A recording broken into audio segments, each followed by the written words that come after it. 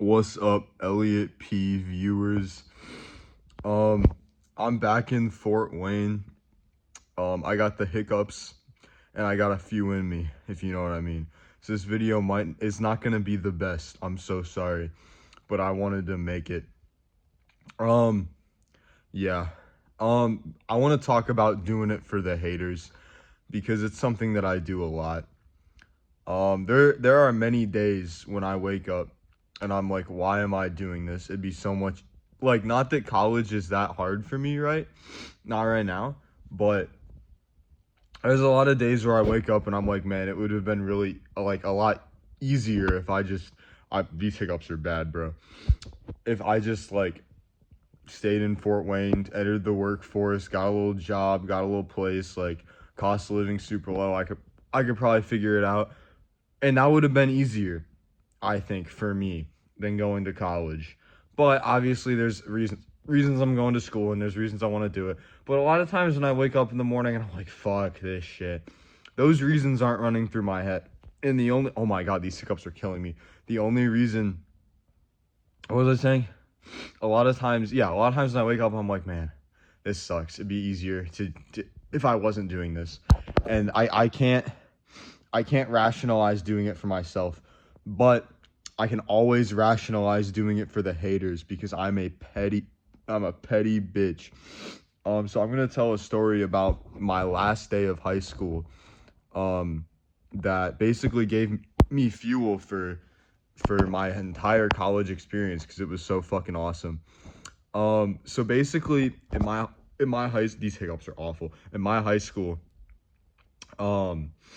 we had like the last week of school, the last 3 days were all finals, and the schedule was like really fucked up. It was like really different because like the final periods were like double time.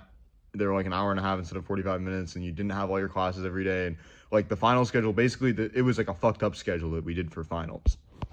And that part, consequence of that was that you ate lunch with randoms, and you like finals week lunch like sucked dick because you had to like figure out who the fuck you were sitting with. Like you didn't know who was in your lunch because everybody's schedules got all shuffled up and the lunch got changed. So anyway, it was the last day of it was my last day of high school, or second to last day of high school, because my last day of high school was a half day. I didn't have lunch. It was the second to last day of high school, and I sat down with my boy Patrick, and I didn't know who else was at the table, but I saw my boy Patrick, and I'm like, that'll work. I like Patty. I'm gonna sit with this guy, even though he's a ginger. I'm gonna sit with him, and it'll be cool. And then this other guy, and I'm just using real names because this channel's small and I don't really give a fuck. There was a guy that sat next to us named Griffin. Okay, and Griffin, I have no problems with Griffin personally. I had never actually I hadn't talked to him in years before this day. But Griffin had a problem with me. Griffin did not like me. He was sitting basically the situation was I dated this girl during like sophomore year of high school. I dated her for like a year, and then Griffin started dating her, right? And Griffin seems like a good guy. I really got nothing against him. He's a better guy than me, to be honest. But good guy, good looking, like tall. He's like 6'3". He's shout out her for pulling this guy, right? He's a good guy, and I had nothing against him.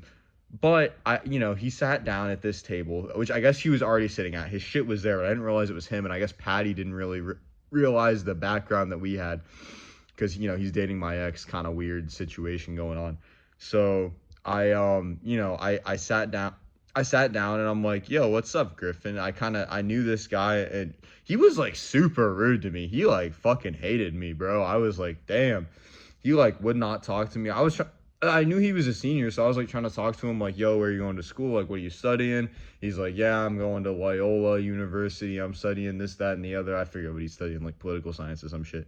Probably pre-law, I would assume. But these hiccups are awful. I'm so sorry.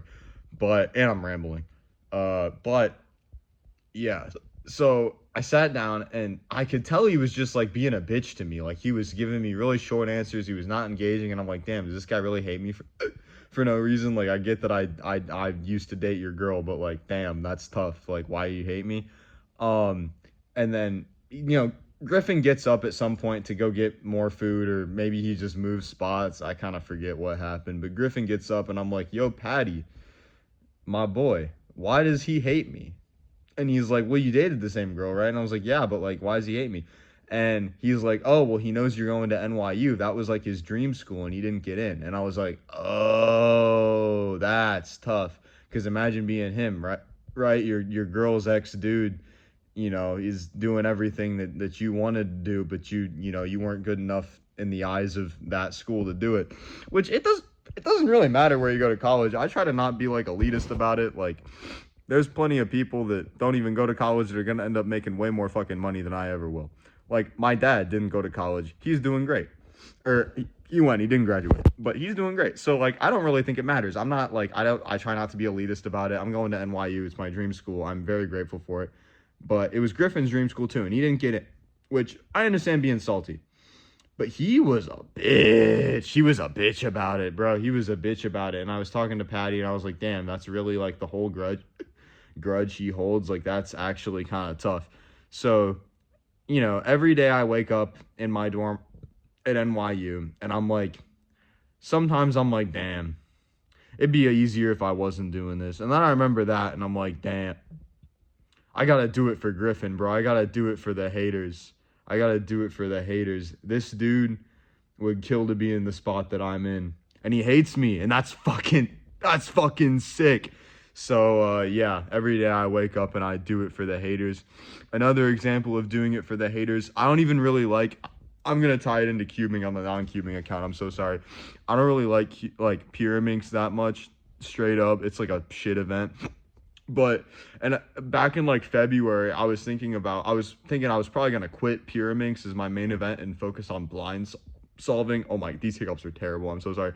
I was gonna focus on blind solving and learn 3-style, and then Harsha Paladugu tells me, yeah, you're never gonna be good at Pyraminx and you suck. And then I started practicing Pyraminx all day, and I got sub 2, and it's literally just to prove him wrong. I'm not doing it for myself. I'm doing it for the haters, and I implore you to do it for the haters too, because doing it for the haters is fucking sick, and there's no better feeling than proving those motherfuckers wrong. Goodbye.